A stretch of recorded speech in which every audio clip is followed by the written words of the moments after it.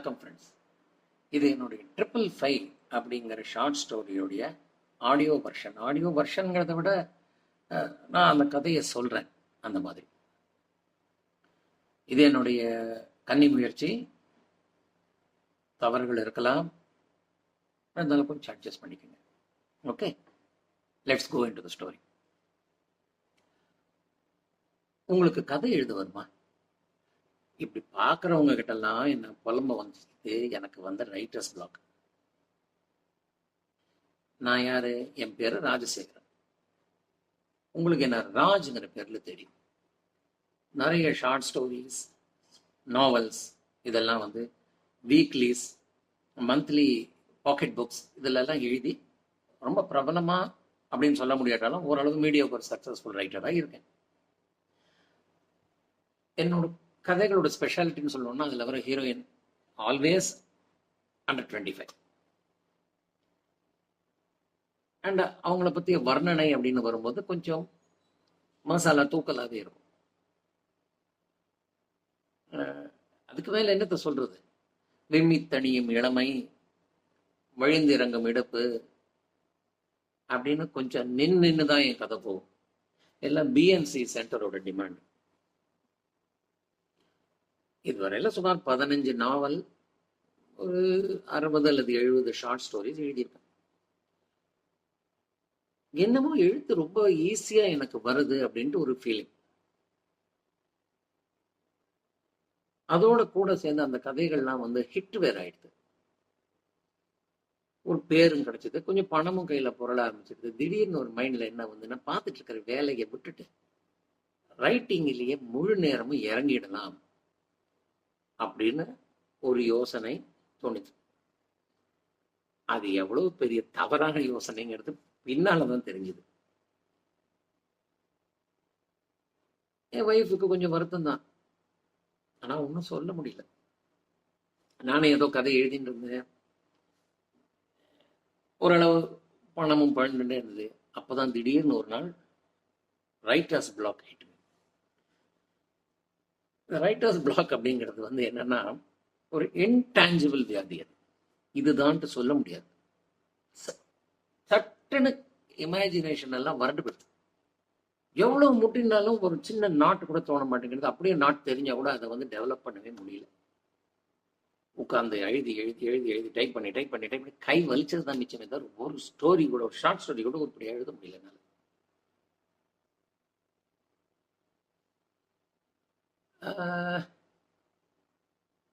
இதெல்லாம் நம்பலன்னா நீங்க கூகுள் பண்ணி பார்க்கலாம், ரைட்டர்ஸ் பிளாக்னா என்னன்ட்டு.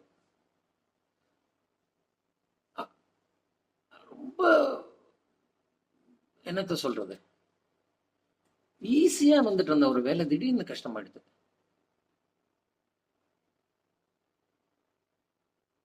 அப்போ முதல்ல நான் ரொம்ப கேர் பண்ணதை பத்தி என்ன, okay I heard about it, கொஞ்ச நாள் ஆட்டோமேட்டிக்காக ரீசெட் ஆகிடும், then I will start writing stories அப்படின்ட்டு விட்டுட்டாங்க. எப்போ ஆக்சுவலாக வரி பண்ண ஆரம்பிச்சேன்னா, பேங்க் பேலன்ஸ் கொஞ்சம் கொஞ்சமாக கம்மியாக ஆரம்பித்த போது தென் ஐ ஸ்டார்டட் வரி. என்னடா இது, கையில் பணமும் குறைஞ்சிக்கிட்டே வர்றது, வேலையும் இல்லை, ரைட்டர்ஸ் பிளாக்கும் இருக்கு, என்னதான் பண்ணுறது, குடும்பத்தை எப்படி நடத்துறது? கம்ப்யூட்டர் முன்னால சும்மா உட்காந்து வெறிச்சு பார்த்துட்டு ஒய்ஃபுக்கா கோவம். அவள் கோவம் ஜாஸ்தி ஆகிட்டே போச்சுங்கிறது எப்படி எனக்கு தெரிஞ்சதுன்னா, அவன் எனக்கு கொடுக்குற காஃபியுடைய குவாலிட்டி கம்மி ஆகிட்டே வந்தது. என்ன பண்றது? இதுல பணப்பிரச்சனை ஒரு பக்கம் இருந்தாலும் எனக்கு இன்னும் எழுதவே வராதுங்கிற பயம் வேற. ஏன்னா எனக்கு வேற எந்த வேலையும் தெரியாது, இருந்த வேலையும் விட்டுட்டேன். எதுவும் கிடைக்கல, கார் துடைக்க தான் போகணும், அதுக்கு கூட பெரிய டிமாண்ட் இருக்கும் போல இருக்கு.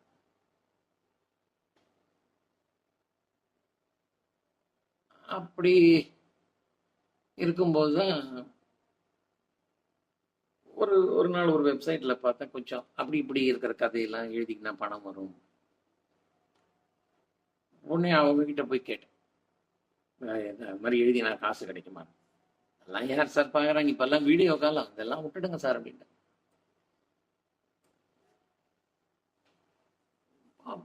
சரி எதுக்கு எடுத்துட்டு வாங்க அப்படின்னா. அதுக்கப்புறம் ரொம்ப நாள் முன்னாடி ஆரம்பத்தில் எழுதுறதுக்கு ட்ரை பண்ணும்போது சல்லாபராத்திரிகள்னு ஒரு கதை எழுதி சரிடா அதை கொண்டு போய் கொடுத்தாங்க சொன்ன அட்ரஸ்.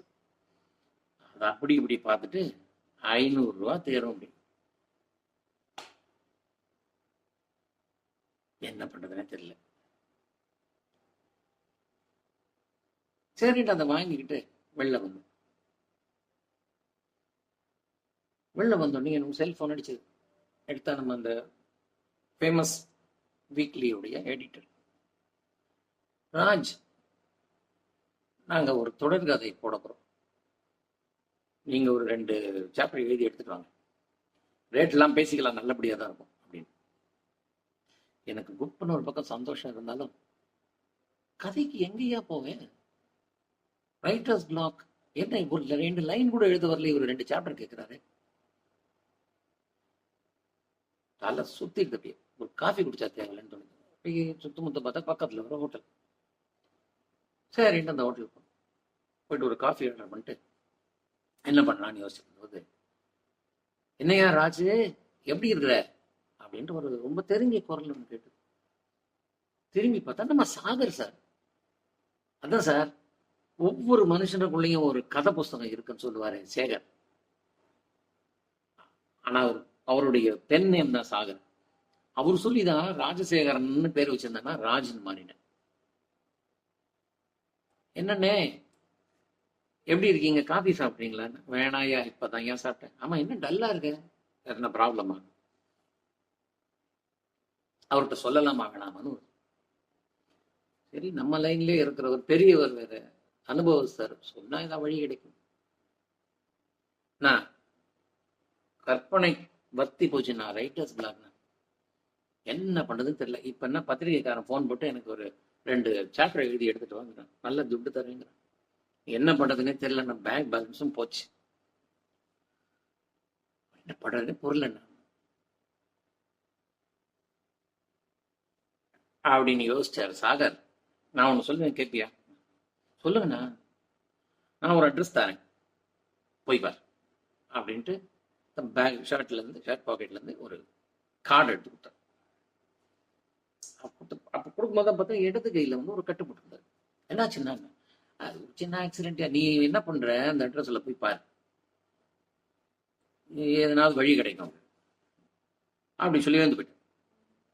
அவர் போன பிற்பாடு நான் அந்த கார்டை பார்த்தேன், ஒண்ணுமே இல்லை, 555 அதுக்கு கீழே ஒரு அட்ரஸ், டெலிஃபோன் நம்பரோட இல்லை. என்ன பண்றாங்க, ஏது பண்றாங்க?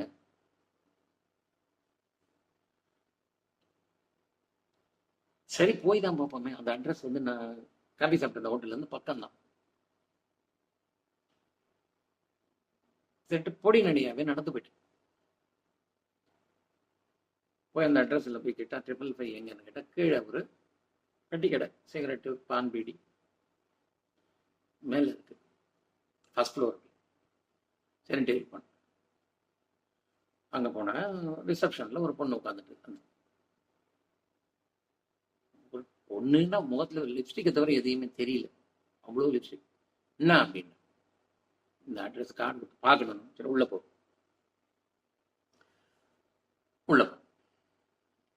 உள்ள நுழைஞ்ச அந்த second was turning point in my life. எனக்கு அப்ப தெரியாது, இப்ப தெரியும்னால சொல்றேன்.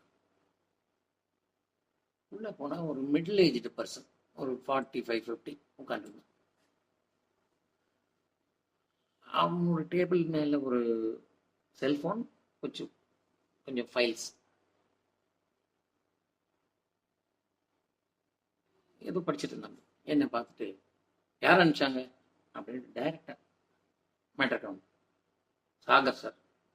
அவனா? சரி சரி, உன் பேர் என்ன? ராஜ். நீ தானே அந்த பௌர்ணமி பெண்கள் நீதானே எழுதின? யோ, மேட்டர் கொஞ்சம் ஜாஸ்தி, அந்த மாதிரி புத்தகத்துல வீட்டில் சேர்க்க முடியாது அப்படின்னு சொல்லிட்டு தான் அடிச்ச ஜோக்குக்கு தானே வேற சிரிச்சுக்கிட்டான். சரி, சாகர் வேற எதுனாச்சும் சொன்னானா? சாகர் சார் இவன் வந்து சிங்குலர்ல அவன் இவன் சொன்னது எனக்கு என்னமோ மாதிரி இருந்தது. இல்லைங்க, வந்து பார்க்க சொன்னாரு. சரி உட்காரு. 2 சேர் இருந்தவங்க, நான் உட்கார்ந்தேன். இந்த பாரு, இந்த ஆஃபீஸ் பணம் பண்ணுறதுக்காக நடத்துகிற ஆஃபீஸ் இல்லை. இந்த ஆஃபீஸ் ஓனருக்கு தமிழ் மேலே, தமிழ் கதைகள் மேலே ரொம்ப இன்ட்ரெஸ்ட். எப்போ பாரு கதை கவிதைன்னு. அவரே கதையெல்லாம் எழுதியிருக்காருப்பா சின்ன வயசுல, அதனால எழுதுனவங்க மேல அவருக்கு ஒரு பிரியம், ஒரு அபிப்பிராயம். சைலண்டா தலையடிச்சேன். இப்போ உனக்கு வந்துருக்கிற மாதிரியே இந்த ரைட்டர்ஸ் பிளாக் எங்க ஓனருக்கும் ஒரு காலத்துல வந்து அவரால் எந்த கதையும் எழுத முடியல. அப்பதான் அவர் புஸ்தகத்தெல்லாம் படிச்சு தெரிஞ்சுக்கிட்டாரு, இந்த பிரச்சனை மாதிரி எல்லா ரைட்டருடைய வாழ்க்கையிலும் ஒரு வாட்டி வரும் அப்படின்னு. அதை சரி பண்றதுக்காக தான் இந்த ஐடியா பண்ணி இந்த ஆஃபீஸே ஆரம்பிச்சேன். இந்த ப்ராப்ளம் இருக்க இது டெம்பரரி. ஒரு 6 மாசம், 1 வருஷம், மிஞ்சி போனால் ஒரு 1.5 வருஷத்துல சரியாயிடும். ஆனால் மார்க்கெட் ஒரே மாதிரி இருக்காது. நீ அந்த பிரச்சனையெல்லாம் தீர்ந்து எழுத ஆரம்பிக்கிறதுக்குள்ள உன் பேரை காணாம போயிடும் மார்க்கெட்ல. உன்ன மாதிரி எழுதுறதுக்கு 10 பேர் வந்துருவாங்க. இப்படி பேசிக்கிட்டே போனாங்க. சரி சார், அதுக்கு நீங்க எனக்கு எப்படிப்பட்ட ஹெல்ப் பண்ண முடியும் அப்படின்னு நான் கேட்டேன். சொல்றேங்க, உனக்கு நான் இப்போ 5 கதை தருவேன், அதை நீ உன் பேர்லயே எழுதி அனுப்பிச்சுக்கோ, பணம் சம்பாதிச்சு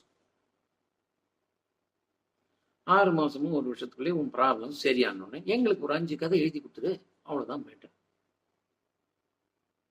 இவன் இப்படி சொல்லதான் எனக்கு வந்து அந்த கார்டில் எழுதி இந்த 555 கொஞ்சம் கொஞ்சம் புரியுற மாதிரி இருக்கு. என் கண்ணு வந்து அந்த கார்டு அப்படி பார்க்கறத அவன் பார்த்துட்டான். லைஸா சிரிச்சுக்கிட்டு கரெக்டு அப்படின்னு. அப்போ அந்த 3வது 5, அதான் சொன்னேனே எங்களுக்கு 5 கதை நீ எழுதி கொடுக்கணும், அப்படி தரலன்னா அப்புறம் சொல்றேன் அந்த 5 என்னன்னு. அப்புறம் நடந்தது இதுதான். அவன் 5 கதை கொடுத்தான். முதல் கதையை கொஞ்சம் என்னோட ஸ்டைல்ல மாத்தி பத்திரிகைக்கு அனுப்பிச்சேன். ரொம்ப பெரிய வெற்றி, சூப்பர் ஹிட், நிறைய பணமும் வந்தது. அதுக்கப்புறம் அந்த 4 கதைகளையும் அதே மாதிரி கொஞ்சம் கொஞ்சம் டிங்கரிங் பண்ணி அனுப்பிச்சு நிறைய பணம் சேர்ந்துருச்சு. இப்படியே ஒரு 6 மாசம் ஓடிக்கிட்டு. அப்புறம் தான் அந்த அதிசயம், திடீர்னு எனக்கு வந்து ரைட்டர்ஸ் பிளாக் விலகிட்டு. என் மைண்ட்ல ஏதோ ஓரத்துல கிடந்த நாட்டெல்லாம் திடீர்னு உருவம் பெற்று கதைகள் ஆச்சு. டக்குன்னு அந்த நாட்டை எடுத்து ஒரு கதையை டெவலப் பண்ணி ஒரு 3 சாப்டர் எழுதி எடுத்துக்கிட்டு நமக்கு ஃபர்ஸ்ட் சான்ஸ் கொடுத்தாரு. அந்த பத்திரிகை ஆஃபீஸுக்கு போனேன். அதை படிச்சுட்டு அவருக்கு முகத்துல அவ்வளவு சந்தோஷம். யோ ராஜ், பின்னிட்டையா, சூப்பர் ஹிட்டையா, என்ன கேட்குற கொடுத்துருந்தீங்க, கம்ப்ளீட் பண்ணி கொண்டு கொடுத்துருக்கு. ரொம்ப சந்தோஷம் எனக்கு. ஆஹா, பிரச்சனைகள்லாம் விலகிடுது அப்படின்னு சொல்லிட்டு வெளில வந்தேன் ஹாப்பியா. வெளியில வந்தா அந்த நேரத்துல தான் செல்போன் அடிச்சது.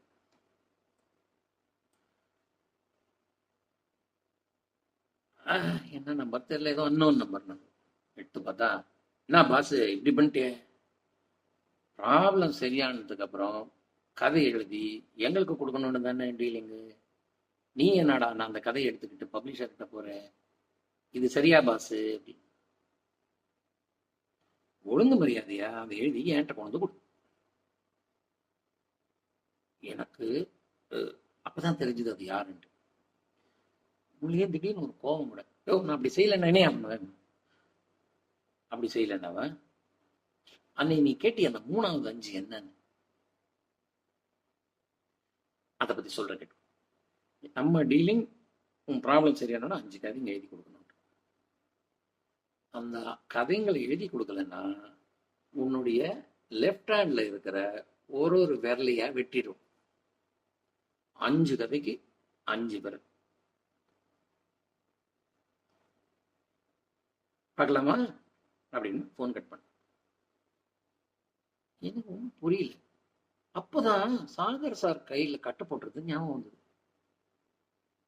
குப்புன்னு வேர்த்துட்டு எனக்கு. அப்படின்னு பார்த்தா போகணும் போல ஃபீலிங், என்னென்னமோ தோணி கொடுத்து பொம்மை மாதிரி நடந்து வீட்டுக்கு வந்துட்டேன். வீட்டுக்கு வந்து கம்ப்யூட்டர் முன்னாடி உட்காந்து கதையை எழுத ஆரம்பிச்சேன். இந்த கதை ரைட்டர்ஸ் பிளாக் விலகி எடுத்து நாட் கிடைச்சிட்டு எழுதிட்டேன். 2வது கதைக்கு எங்க போறது? அவன் அதை நம்பலன்னா என் பேர்ல வெட்டிடும். அதனால தான் இப்பெல்லாம் பார்க்குற எல்லார்ட்டையும் நான் என்ன கேட்குறேன்னா, உங்களுக்கு கதை எழுத வருமா சார்? வணக்கம்.